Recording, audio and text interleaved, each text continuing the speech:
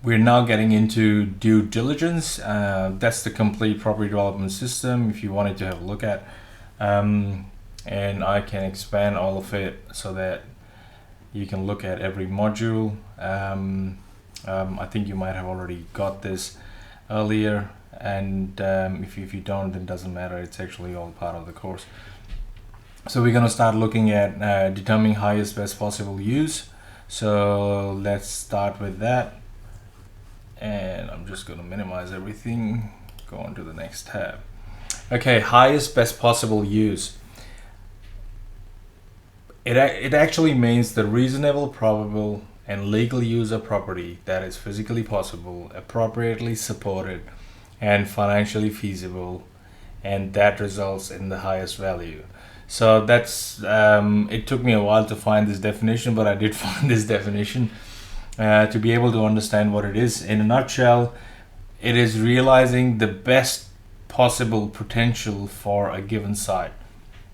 So achieving the highest best possible use is trying to maximize the site to its best potential, and at the same time playing under the zoning, the overlay, and the planning schemes. So let's look at different ways you can add value to a site. For example, adding value, you can change the land use, you can subdivide it, you can build improvements on land, you can renovate it, and you can change legal arrangements, usually leases, to increase the income a property produces. So these are the different ways that you can add value to land. Different value stages. If you look at the different value stages, we've got it starts here when the value is as it is, then you've got rezoning, then there's an uplift there, then you happen the subdivision happens, or you build over it and the construction comes in, so the sale realization. So these are the stages where the value over time, rezoning, master plan, site preparation, all these things start adding value to the property. But the ultimate value is actually added to a land when the zoning changes from, for example, from low density to high density, for example. So these are the things, and these are the different stages where at every stage that you do something on the land, I'll give you an example. You bought a plain block of land, had nothing on it, you went and got permits to build 4 townhouses on it. The value is a lot more than what it was without the permit. You build 4 townhouses, the value is different, but that's the maximum, that's the highest best possible that can be achieved for that particular block of land. Maximum development capacity is actually determined by rescos, zonings, overlays, and which are all part of the planning schemes. And if you ever wanted to find out what can you fit, there are different formulas for different developments that you are doing. For example, apartments, townhouses, and commercial. And in some cases, when it gets a little bit difficult or complicated, your architect would be the person to actually get in touch with, and he or she would be able to tell you how what you can put on it. Especially for apartments, it's actually very hard to figure out what you can actually put on it. So because they've got to look at the rescos, they've got to look at the planning scheme, they've got to look at the master plan for that area, and then they can come back to you and say, okay, this is what we can put on it. And if an architect's actually not sure what they can put on it, they usually consult a town planner. So that's what happens. But as a thumb rule for smaller apartments, like a 10 apartment, 12 apartments, or for example, townhouse developments, you can use some thumb rules, and I'll give you an example for that. Usually the GFA, or the gross floor area, or the plot ratio, if the site is 1,000 square meters, you can build over 60% of it. So 60%, you're allowed to build on 60% of it, and 40% won't be. But this is a general thumb rule and does not really apply to every block of land, and it may differ from council to council. And but in Victoria, I have found that to build townhouses, you understand that your coverage area is about 60% of the site area. So that's how it works. If you're building apartments and it's a high density area, you can go up to 80% on that. And if you got townhouses, and if you wanted to, as a thumb rule, you allow 200 square meters as a footprint for every townhouse. So I'll give you an example. I've got this little feasibility template that you can look at.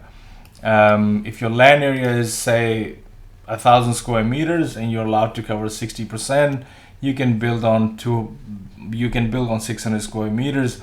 And if the townhouse footprint is 200 square meters, you can fit about 3 townhouses on it. So, but if this was 1,200 square meters, you can cover that, and it's 3.6. But you'll say, why not? Why can't I go 4 on it? This 3.6 actually tells me that maybe you can put 3 3-bedders and 1 2-bedroom townhouse in that area, because you might have issues with double garage for 3-bedders. So that's how you can play around with it. It's not a hard and fast rule, but it is something that you can always, after a while, you won't even have to use this calculator. You should be able to do it mentally and look at a block and say, look, I might be able to put 4 townhouses or 6 townhouses on it. Initially, when I started, I had no idea how this was done. I used to call people, I used to call builders, I used to try and find out how this was calculated, until I found out what were the thumb rules, and now it's kind of second nature.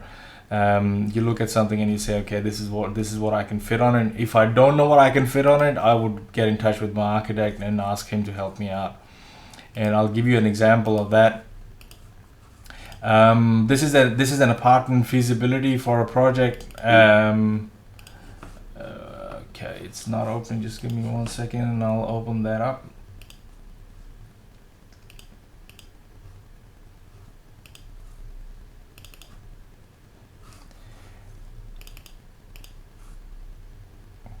Now I can't give that to you because it's actually from a project that I'm working on. So that's what I wanted to show you. So over here we've got car park, and we got here car park, car spaces, bike spaces. We've got services. We've got communal, net leasable area for retail. And we've got terraces, all these things. And if you look at over here, we figured out that we could put, now this, I didn't do this, this was done by an architect. We figured out that we could put 1-bedroom apartments, about 36 of them, and then we would have 77 apartments, which were 2-bedders. This would attract a basement as well. So for car spaces, I need 104 car spaces to be able to accommodate that many apartments. So it's called an architect feasibility, and you look at it and you understand how this is going to come into play. So they played around with various combinations where they've got a mix of 3-bedders, 2-bedders, and yeah, I can't really tell you much more about it, but this is what they work out. And if you wanted to calculate your construction costs, you'll start with totaling all these numbers, and when you total all these numbers, you come up with a figure. I might be able to show you a quick feasibility if I've got it here. So that's a quick feasibility that I just did on the based on this feasibility that you are looking at. So what it is I've got a commercial area. I allow $300 per square meters for that. So net leasable area in that, let's say, is about 10,000 square meters. I've got 113 apartments. You've got commercial lease. You've got capitalization rate for commercial lease. any commercial building is actually measured by the cap rate, and the valuation is actually done by using the cap rate. And I think in one of the videos I actually explain you how this is done. So you know that the site value would be close to 42 million. So one betters, I can sell them for that. It's the price that I can sell them for. That's my total. And I've got construction, basement, built area. So all these things that tells me, you know, there could be a 30 mil profit. So it's a huge site, and this feasibility is actually not the correct feasibility. So this is like a template. I just did this for a project that size. We would want a lot more concrete, but you got to start with the 2-second feasibility, and let's say this is the 2-second feasibility for that project. So close that out. And where do you actually get all this information? I think the next plan is these are the sites that you can actually get this information from.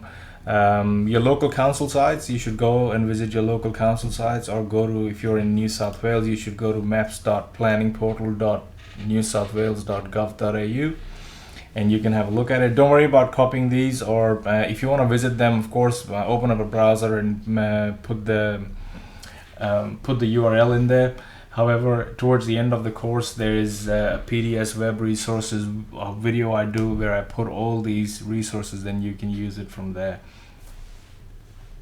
So you can visit these sites, find out. I'll show you what the planning side looks like if you wanted to find out the zoning for any site, to figure out what's allowed there and what's not allowed there. So you can put in the address of the property that pops up, and you can look at. And if you don't understand something, they're really good. They've got links given there where you can click and read more about each zoning. So I'm not going to give you a lecture on each zoning, but you can understand what they mean, and if you visit that site. All these things, actually, all these planning schemes outline the density, and I wanted to give you an example. For example, bedrooms. Depending upon zoning and allowed density, a site may allow 3-bedroom dwelling, for example, 200 square meter, or a 2-bedroom dwelling, 150 square meters. This is for, I'm talking about townhouses here. Then you've got a concept called EP, which is equivalent persons, which is equal to the number of people allowed to reside in a given site area. Now, if you don't know what this is, even I sometimes get confused with it. The best thing is get in touch with your architect or a town planner, and they should be able to give you these details in a lot more detail.